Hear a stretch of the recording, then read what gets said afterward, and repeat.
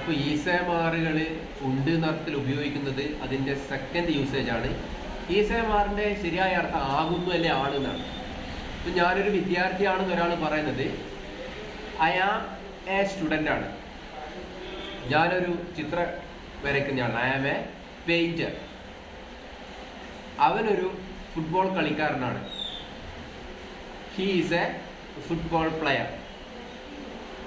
Lionel Messi ഒരു football കളിക്കാരനാണ്, Lionel Messi is A football player. അപ്പോൾ ആകുന്നു എന്ന് പറയുന്നതാണ് ഈസേമാർ എന്ന ഓക്സിലറി വെർബ്. അതൊരു ഓക്സിലറി വെർബാണ് ഈസേമാറുകൾ. 24 ഓക്സിലറി വെർബുകൾ ഇംഗ്ലീഷിലുണ്ട്. അതിൽ മെയിൻ ഓക്സിലറി വരുന്നതാണ് ബി ഫോമുകളായ ഈസേമാർ, അതിൻ്റെ പാസ്റ്റ് ഫോമായ വാസ് വെർ.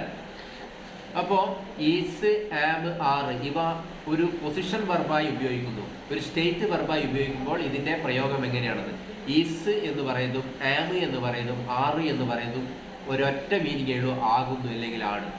പിന്നെ എന്തിനാണ് ഈ തരത്തിൽ 3 ക്രിയകളെന്ന് ചോദിച്ചാൽ, നിങ്ങൾ ഒരാളെ കുറിച്ച് മാത്രമാണ്, ഒരു സബ്ജക്റ്റാണ് വരുന്നതെങ്കിൽ ഈസാണ് ഉപയോഗിക്കുക. ഒന്നിൽ കൂടുതൽ വരുമ്പോഴേ ആർ ഉപയോഗിക്കും. ആം, ഐ എന്ന personal pronoun, first person pronoun സബ്ജക്റ്റായി വരുമ്പോൾ ആം ഉപയോഗിക്കും.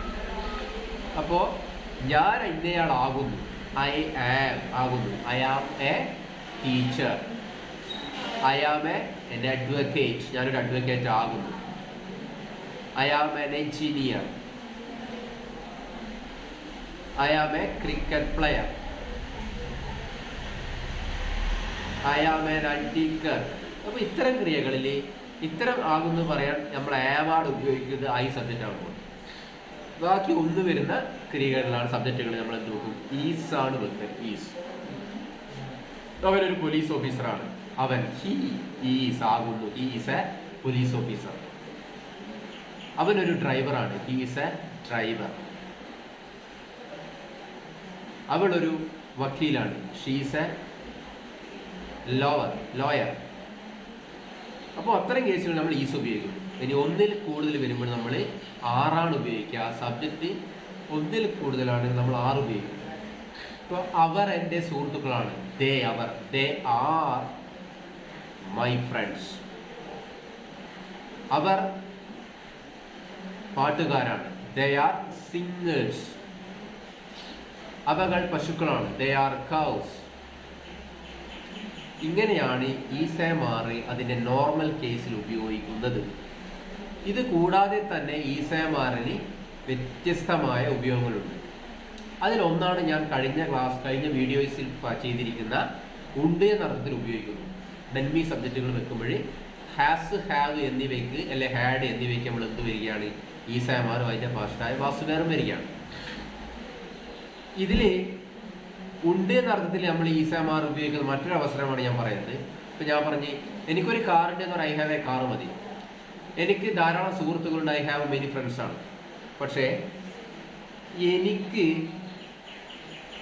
35 വയസ്സുണ്ട് എന്നൊരാൾ പറയുന്നത് അവിടെ ഉണ്ട് എന്ന് നിങ്ങൾ ഹാവ് വെച്ചുകൂടാ. ഐ ഹാവ് 35 ഇയേഴ്സ് ഓൾഡ് തെറ്റാണ്. അവിടെ നമുക്ക് ഈസേമാറിനെ തന്നെ, ഈസ്, ആം, ആർ ഇവയെ തന്നെ നമ്മൾ എന്ത് ചെയ്യണം, ആശ്രയിക്കേണ്ടി വരും. ഇപ്പം എനിക്ക് 35 വയസ്സുണ്ട്, ഐ ആം 35 ഇയേഴ്സ് ഓൾഡ് ആണ്. അവൾക്ക് 18 വയസ്സുണ്ട്, ഷീ ഈസ് 18 ഇയേഴ്സ് ഓൾഡ്. എൻ്റെ സഹോദരന് 27 വയസ്സുണ്ട്, my brother is 27 years old. അപ്പോൾ വയസ്സുകളിൽ ഉണ്ട് എന്ന് പറയുമ്പോൾ നമ്മൾ എന്ത് വെക്കൂടാ, ഹാവ്, ഹാസ് ആണ് ഉണ്ട് എന്നുള്ളതിന് ഉപയോഗിക്കുന്ന വെർബുകൾ. പക്ഷേ അവിടെ അത് പാടില്ല. അവിടെ നമ്മൾ ഈസ്, ആം, ആറാണ് വയ്ക്കുന്നത്. I am 40 years old. She is 25 years old. My mother is 57 years old. My father is 65 years old. അപ്പോൾ ഉണ്ട് എന്ന അർത്ഥത്തിൽ നമ്മൾ എന്ത് വെക്കുകയാണ്, ഈസ്, ആം, ആർ എന്നീ ക്രിയകൾ ഹാസ്, ഹാവ് എന്നിവയ്ക്ക് പകരം വഹിക്കുന്നു. അപ്പോൾ ഈ മെയിൻ ഓക്സിലറികളിൻ്റെ എന്താണ് ഫസ്റ്റ് യൂസേജ് എന്ന് പറയുന്നത് ആകുന്ന അർത്ഥത്തിലാണ് ഉപയോഗിക്കുന്നത്. അതിൻ്റെ സെക്കൻഡ് യൂസേജ് ഉണ്ട് എന്ന അർത്ഥത്തിൽ ഉപയോഗിക്കുന്നു. തേർഡ് യൂസേജ് ആണ് കഴിഞ്ഞ വീഡിയോസിൽ ഞാൻ ചെയ്ത എന്താണ്, എൻ്റെ വീട്ടിൽ ഇങ്ങനെ പശുക്കളുണ്ട് എന്ന് പറയുന്നതും കേരളത്തിൽ 44 നദികളുണ്ടെന്ന് പറയുമ്പോൾ ഡബ്ല്യു സബ്ജക്റ്റ് വെച്ച് പറയുന്നത്. ഇങ്ങനെ 3 തരത്തിൽ ഇവകൾ ഉപയോഗിക്കുന്നുണ്ട്.